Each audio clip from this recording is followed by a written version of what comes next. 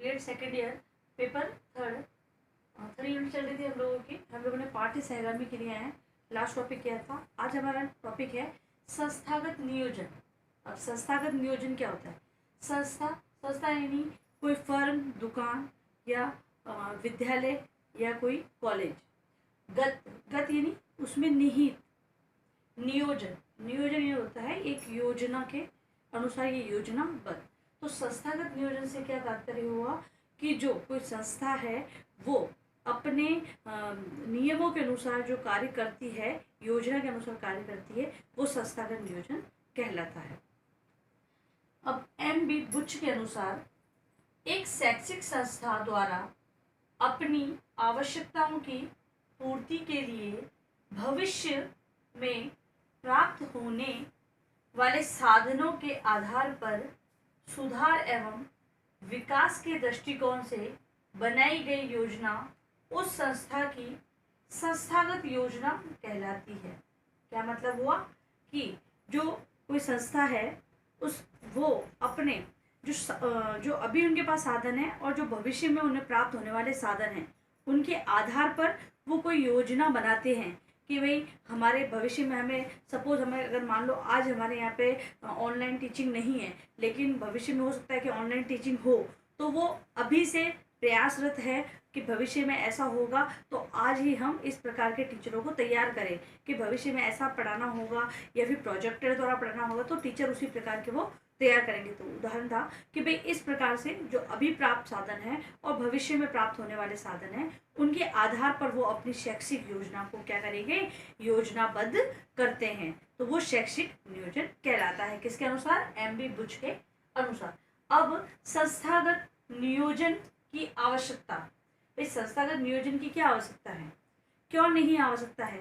जब हम अपना कोई भी कार्य करने से पूर्व सारी योजना बनाते हैं, हम कहीं जाना होता है तो उससे पूर्व हम लोग हमारी पूरी पैकिंग करना, उससे संबंधित कुछ भी सामान को रखना, वो सारी योजना बनाते हैं। तो एक संस्था को चलाने के लिए हमें योजना क्यों नहीं बनानी है? तो उसकी आवश्यकता क्यों है? तो उसकी बहुत सी आवश्यकता है और वो बहुत ही जरूरी है। तो पहली है भूमि एवं आवागमन के साधनों हेतु। मतलब कि भूमि एवं आवागमन के साधनों हेतु मतलब कि जो संस्था है वो अगर जो वो उन्होंने जमीन वगैरह खरीदी हुई है, वो उसके लिए अगर कोई नियोजन पूर्व में योजना नहीं बनाते हैं, अगर मान लो अगर जमीन ही उन्होंने नहीं खरीदी है, तो क्या वो उस पर फर्म या अपनी संस्था चला सकते हैं? नहीं चला सकते हैं। तो भूमि और आवागमन मतलब कि वहां पर आने जाने की व्यवस्था होनी चाहिए, आवागमन के साधन है या फिर वहां से आने जाने का रास्ता होना चाहिए, तभी वो अपनी संस्था को सही ढंग से चला पाएंगे। तो भूमि एवं आवागमन के साधन हेतु। फिर है कर्मचारियों की संख्या एवं व्यवस्था हेतु। अब कर्मचारियों की संख्या में व्यवस्था हेतु मतलब अगर नियोजन से अगर वो कर्मचारी मान लो अभी तो उन्होंने भाई एक स्कूल है, विद्यालय है, तो विद्यालय में जितने स्टूडेंट थे उतने उन्होंने टीचर लगा दिए, लेकिन भविष्य में विद्यार्थियों की संख्या तो बढ़ेगी, तो उनको क्या करना है कि पूर्व नियोजन करना पड़ेगा कि भी आने वाले समय में हमें कितनी संख्या में अध्यापक और जरूरत पड़ेगी। यानी कि एक फर्म होगी तो वो अपने कर्मचारियों की व्यवस्था पूर्व में ही कर लेगी। और नेक्स्ट आती है बात वित्त व्यवस्था तथा आय व्यवस्था। अब वित्त व्यवस्था ये बहुत ही जरूरी है एक संस्था के लिए, एक फर्म के लिए या कोई एक दुकान है उसके लिए। ये वित्तीय व्यवस्था अगर सही ढंग से नहीं हुई तो अगला इंसान जो इन्वेस्ट कर रहा है तो वो उससे लाभ प्राप्त नहीं कर पाएगा। क्योंकि अब जो ये शिक्षण संस्थाएं भी हैं जो वो क्या कर रही है, आजकल व्यवसायिक संगठन बन चुके हैं, व्यवसाय के माध्यम से चलाए जा रहे हैं, यानी उनसे व्यवसाय किया जा रहा है। तो यदि अगर हम वित्तीय व्यवस्था कर रहे हैं मतलब कि वहाँ पर पैसे लगा रहे हैं, तो उससे हमें कोई आय के साधन भी प्राप्त होने चाहिए। अगर आय नहीं प्राप्त होगी तो वो जो धन लगाया गया है वो हमें प्राप्त नहीं होगा। तो वो उचित व्यवस्था होनी चाहिए, मतलब कि धन का अपव्यय नहीं होना चाहिए। अब आती है बात सामाजिक तथा स्थानीय पर्यावरण को ध्यान में रखते हुए। अब जो बालक है वो भी समाज से आ रहा है और जो शिक्षक है वो भी समाज का एक अंग है।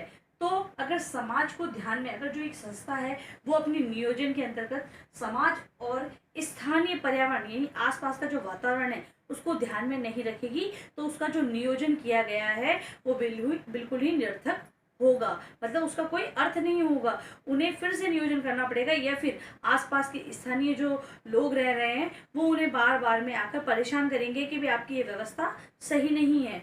और समाज, अगर समाज से जुड़े हुए जुड़ाव नहीं रखेंगे, अगर कोई मान लो धर्म के विरुद्ध अगर कोई संस्था अगर ऐसा कार्य करेगी, धर्म के विरुद्ध बच्चों को सिखा रही है, तो कोई भी माँ बाप है वो अपने बच्चों को पढ़ने नहीं भेजेंगे। तो समाज और स्थानीय पर्यावरण को ध्यान में रखते हुए संस्थागत नियोजन किया जाना चाहिए। फिर लास्ट बात आती है राष्ट्रीय शिक्षा नीति के परिप्रेक्ष्य में।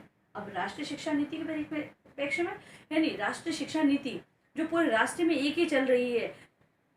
अब जैसे कि छोटे बालकों के लिए हमें अनिवार्य निःशुल्क और अनिवार्य शिक्षा का प्रावधान है, वो पूरे राष्ट्र में है, सभी को दिया जा रहा है। तो इस प्रकार की जो नीतियां हैं, अगर यहाँ के स्थानीय जो विद्यालय वगैरह होते हैं वो अगर इन चीज़ों को नहीं ग्रहण करते हैं तो उनके पीछे कार्रवाई हो जाती है। तो संस्थागत नियोजन को क्या करना है कि जो राष्ट्रीय शिक्षा नीति द्वारा शिक्षा के बारे में जो रूपरेखा दी गई है कि आपको शिक्षा इस प्रकार से देनी है, इन विषयों का समायोजन उसके अंतर्गत करना है, तो वो करना ही है अपने नियोजन के अंतर्गत। अगर वो नहीं करते हैं तो उनकी मान्यता रद्द कर दी जाती है। और अंत में आता है हमारा गृह कार्य प्रश्न, संस्थागत नियोजन से क्या अभिप्राय है?